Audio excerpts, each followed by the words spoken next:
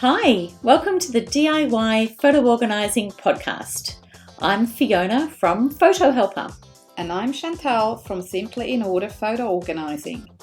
Imagine you can find any photo at any time at the click of a button. We are here to show you how.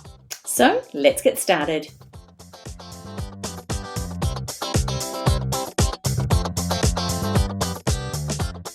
Hi, and welcome to another episode of DIY Photo Organising. Lovely to have you here. Hi, Chantal. Hi, Fiona. Hello.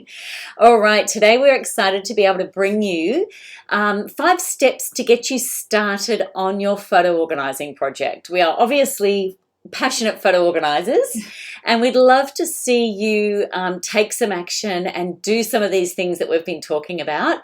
But we know that it can be a very big and overwhelming and daunting task. So we thought we'll just take this time in this podcast today to say, here's some motivation. We're throwing it to you over the podcast waves. And we'd love you just to follow some of these steps and really just have a go and get yourself started.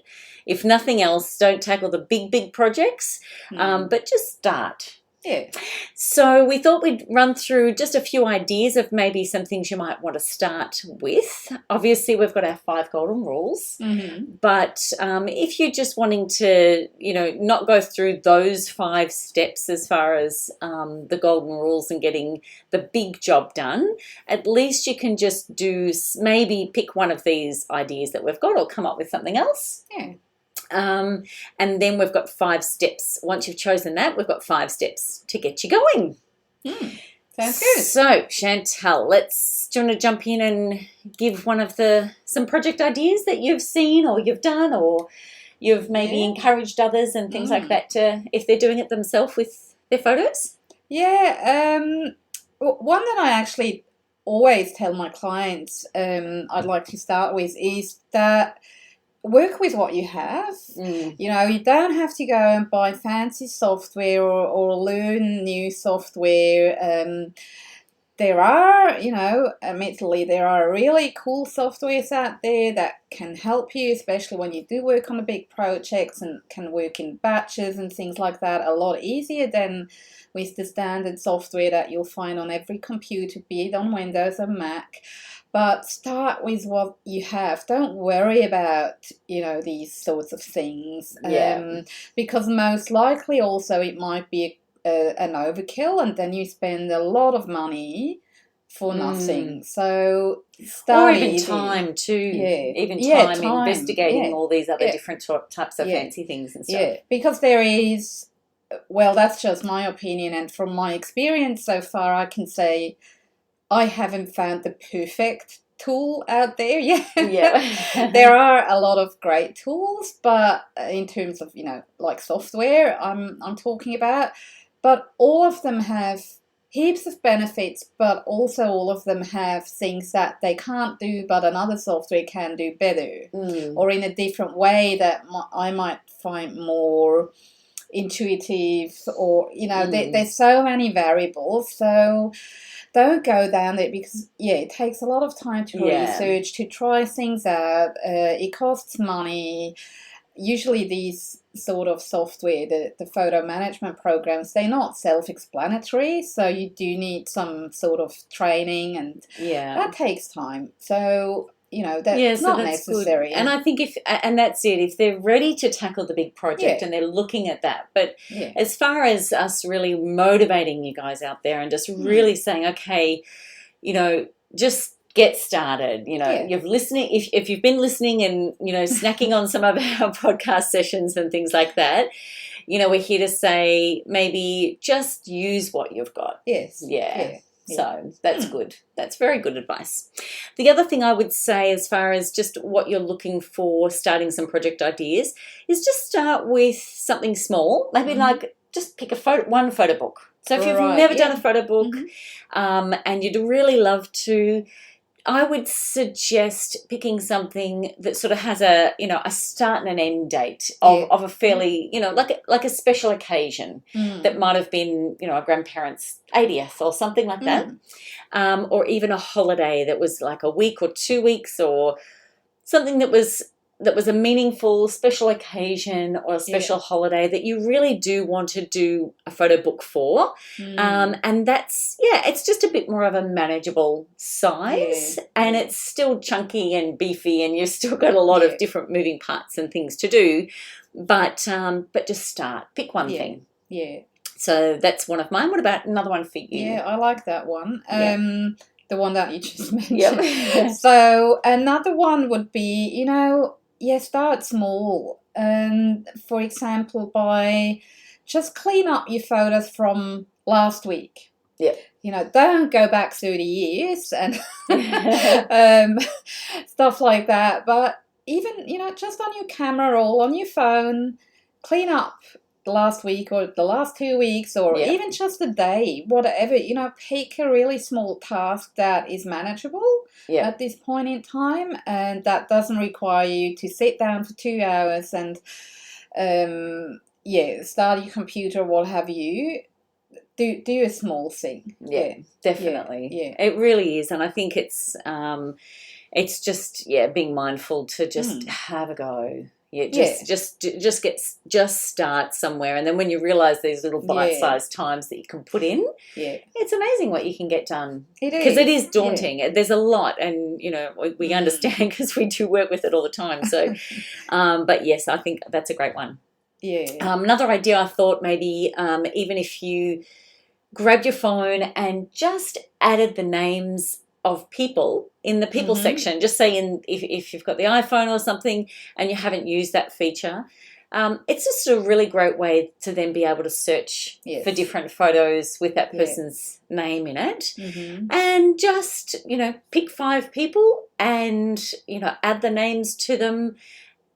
Go in and do the review in the app on those photos and say, yep, they're all those people. And even just that small task is really just one way to get started. It is. Yeah. And it's so useful because it makes it already searchable. Yep. And that's what we want. And also people, that's what we're looking for the most. Yeah. When we look for a specific photo, it's usually people related. Yes. So doing that with the app, because the app offers that. Yeah. Doesn't matter whether you're on Android or iPhone, you all have that. So that's a really good way. Yeah, it's a great feature. And again, just using what you've got and taking some action to start getting those photos organised. Or just, favour them, love heart them. And that's a great way too. And it's such a small step that's easy to do, doesn't require a lot of time. And you can do it. Even if you're like waiting for an appointment or someone is, you're waiting for someone at home, or the kids are, you're ready and they're not ready yet. And you just, 3 minutes. It's amazing. You can just go, love her.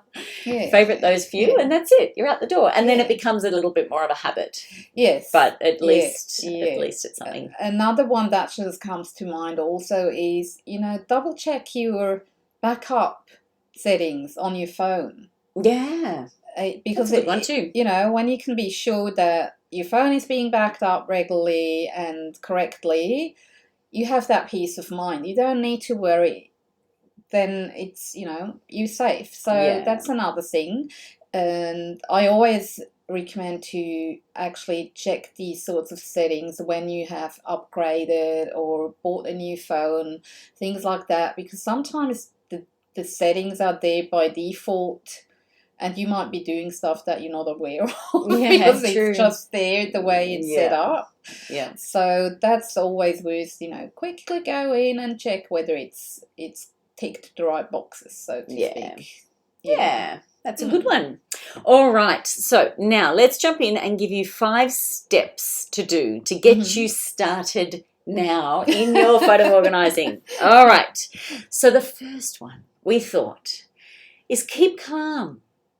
Yeah. Just big deep breath and just choose one thing. Yes. Just choose one thing. You can do it. Yep, exactly. So that's it. Easy. First step is keep calm and just choose one thing. What's our second step? To make a list. Yes. We're organisers. We love lists.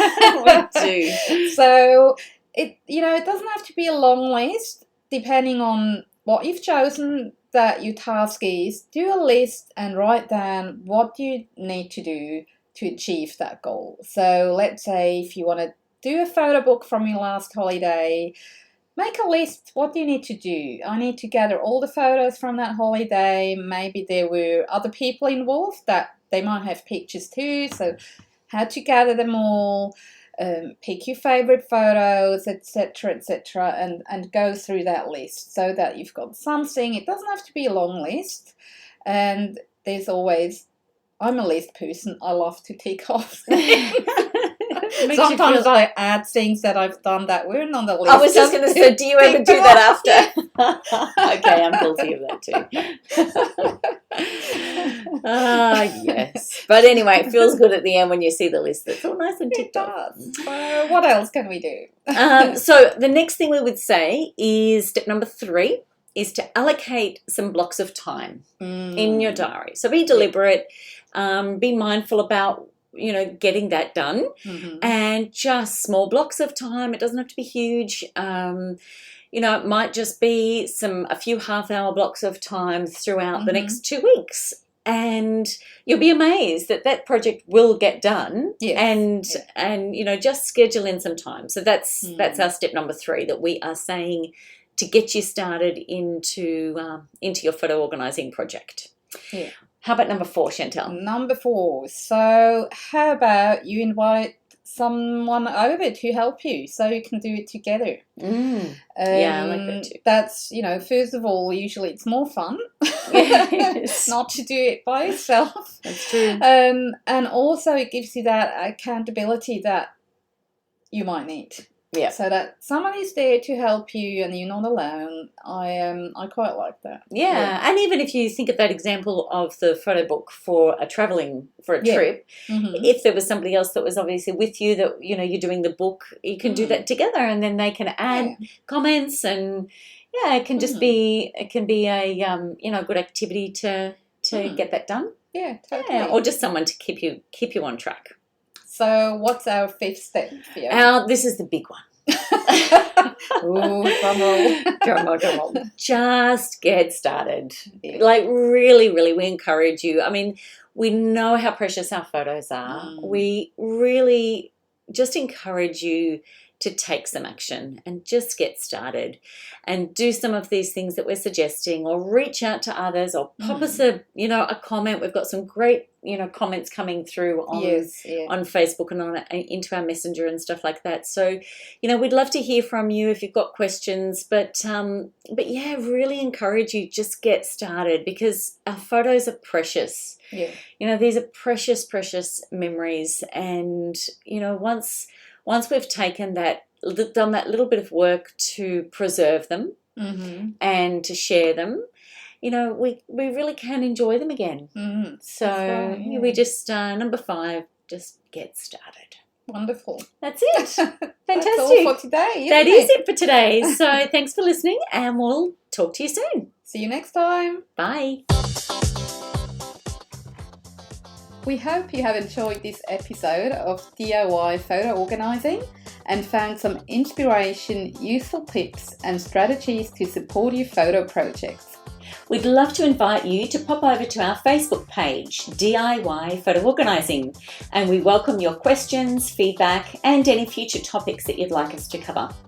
If there is someone you'd love to share this with, please click on Share to help others take control of their photos too. Remember, have a look through our show notes for links to helpful information. I'm Fiona from Photo Helper. And I'm Chantal from Simply in Order Photo Organising.